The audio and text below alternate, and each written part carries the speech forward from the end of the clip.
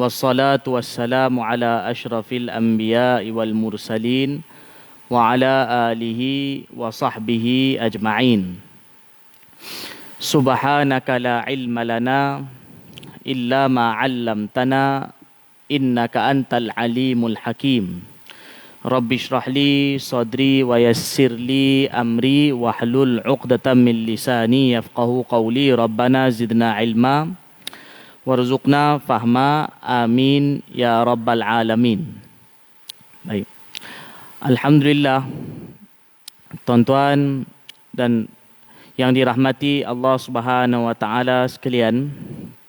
Pertama, marilah kita bersyukur kepada Allah Subhanahu wa taala kerana Dia masih memberikan kepada kita peluang untuk kita datang ke rumahnya, dan sebentar lagi insya-Allah kita akan menunaikan solat fardu Jumaah secara berjemaah. Baik.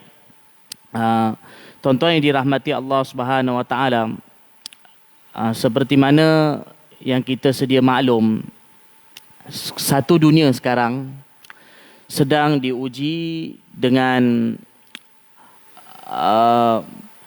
wabak ataupun dengan pandemik COVID-19, yang dengan datangnya wabak ini, dengan datangnya keadaan ini menyebabkan kita semua jadi panik, dan kita semua, kehidupan kita juga sedikit sebanyak menjadi berubah. Apa yang dahulunya kita dapat lakukan seperti biasa, pada hari ini kita tak dapat lakukan seperti biasa, seperti mana yang telah kita lakukan dahulu. Semasa dulu kita dapat tunaikan solat dengan rapatkan saf, tetapi mengikut keadaan sekarang, supaya kita dapat mencegah penyakit ini, kita solat dengan jarak-jarak. Dulu kita solat tanpa perlu ada pakai mask, pakai pelitup muka, dan pergi ke mana-mana pun kita tak perlu pakai pelitup muka. Tapi sekarang pergi mana-mana kena pakai pelitup muka. Baik. Dalam keadaan sekarang ini, maka kita disarankan supaya mengikuti prosedur ataupun SOP yang telah ditetapkan oleh pihak kerajaan. Tuan-tuan yang dirahmati Allah Subhanahu wa taala, apapun kalau kita lihat satu sudut, iaitu ini ikhtiar yang sedang dilakukan, ikhtiar dari sudut kesihatan. Tetapi sebagai orang beriman, kita semua perlu ada keyakinan dalam hati kita bahawa apa yang berlaku ini ialah ujian daripada Allah Subhanahu wa taala. Ini hakikatnya. Apa yang berlaku sekarang sebenarnya, kalau kita tengok, semua ujian daripada Allah taala. Allah Subhanahu wa taala menguji kita. Dan dalam bahasa Arab, ujian ini disebut dengan nama bala. Bala, kita biasa sebut bala, bala. Bala itu terjemahnya ujian daripada Allah taala. Dan di dalam Al-Quran pun Allah Subhanahu wa taala menerangkan kepada kita bahawa Allah akan sentiasa uji kita. Allah bagi tahu di dalam Al-Quran, wala nabluwannakum bi syai'im minal khaufi wal ju'i wa naqsim minal amwal wal anfusi wath thamarat. Allah kata kami pasti dan pasti dan pasti. Ayat tu kalau kita terjemahkan, dia ada dipanggil takkid. Takkid ni makna penekanan daripada Allah Ta'ala. Kalau kita terjemahkan ikut ayat itu, terjemah dia, wala nabluwannakum, kami pasti dan pasti dan pasti. Makna Allah pasti. Apa dia Allah kata? Kami pasti dan pasti dan pasti uji kamu. Akan sentiasa uji kamu. Bisyai'im minal khauf, dengan takut. Wal ju'i, bisyai'im minal khaufi, takut. Wal ju'i, lapar. Wa naqsim minal amwal, kekurangan harta. Wal anfusi, jiwa. Wa thamarat, dan buah-buahan ataupun hasil pendapatan, hasil bumi. Tapi Allah kata, wa basyiris sabirin, berilah kabar gembira untuk orang-orang yang bersabar. Alladzina idza asabatum musibah, bila mereka ditimpa musibah, mereka mengucapkan, mengatakan, inna lillahi wa inna ilaihi raji'un. Jadi dalam ayat ini Allah Subhanahu Wa Taala beritahu kepada kita bahawa Allah pasti uji kita. Sekarang ini dah itu kes dah turun, naik balik. Mungkin kalau kita melihat dari sudut asbabnya, kita mungkin boleh tuding jari kepada sekian-sekian asbab. Kita boleh kata ini sebab dia, ini sebab dia. Dan tak dinafikan kalau dari segi logiknya mungkin ada kelogikannya asbab tersebut. Tetapi sebagai orang beriman, satu sudut yang lain ialah kita melihat lebih daripada itu. Apa yang berlaku ini ialah ujian daripada Allah Ta'ala. Dan dalam Al-Quran sendiri, Allah Subhanahu Wa Taala mengajarkan kepada kita, bila kita diuji oleh Allah, dalam ujian sekarang ni, banyak orang yang hilang pendapatan. Ada yang hilang pendapatan. Ada yang pendapatannya ada tetapi berkurangan, tak macam dulu. Pergerakan pun jadi susah. Kita pun jadi takut. Bila diuji macam ni, pendapatan bila berkurangan, salah satu ujian yang akan datang juga ialah takut. Kita akan takut dengan masa depan. Apa nak jadi nanti, apa nak jadi, nak makan apa, nak makan apa, nak makan apa kita nak dapatkan. Tetapi tuan-tuan dan puan-puan yang dirahmati Allah Ta'ala, sebagai orang beriman dalam ayat tadi, Allah mengajar kepada kita, bila kita diuji, apakah dia perkara yang paling utama dituntut daripada kita? Perkara yang paling utama sekali ialah kita kembali pada Allah. Itu yang paling utama. Kita semua sebagai umat Islam perlu kembali rujuk kepada Allah Ta'ala. Kerana itu Allah kata, Inna lillahi wa inna ilaihi raji'un. Sesungguhnya kita ni milik Allah. Wa inna ilaihi raji'un. Dan sesungguhnya hanya kepadanya lah kita kembali. Jadi dalam ucapan Inna lillahi wa inna ilaihi raji'un itu, ada lafaz raji'un. Raji'un memberi makna rujuk. Rujuk mana apa? Rujuk kembali. Jadi dalam ucapan Inna lillahi wa inna ilaihi raji'un, Allah mengingatkan kepada kita bila kita diuji oleh Allah Ta'ala, perkara yang paling besar, paling utama, paling penting ialah kita semua kena kembali pada Allah Ta'ala. Kembali pada Allah macam mana? Iaitu pertama, iaitu dengan kita tingkatkan takwa kita kepada Allah Subhanahu Wa Ta'ala. Dalam tempoh ini sewajarnya, sepatutnya kita lagi penting untuk kita jauhkan diri daripada maksiat.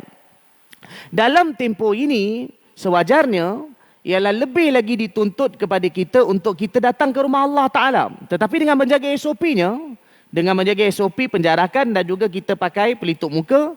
Tetapi dalam situasi ini lebih lagi penting untuk kita kembali ke rumah Allah Ta'ala. Kita penuhkan rumah Allah Subhanahu Wa Taala dengan menjaga prosedur yang ditetapkan. Tetapi dalam situasi ini kita lihat pula secara umum sekarang ini masjid-masjid kalau kita lihat sebenarnya makin berkurangan. Sedangkan tempat yang paling kuat untuk menarik rahmat Allah ialah masjid. Datang ke masjid ini tarik rahmat Allah Subhanahu Wa Taala. Masjid ini sebab rahmat. Kerana itu kalau kita lihat di dalam kitab sirah, bila Nabi SAW berhijrah ke kota Madinah. Bila Nabi SAW sampai di kota Madinah, baginda sampai di Madinah.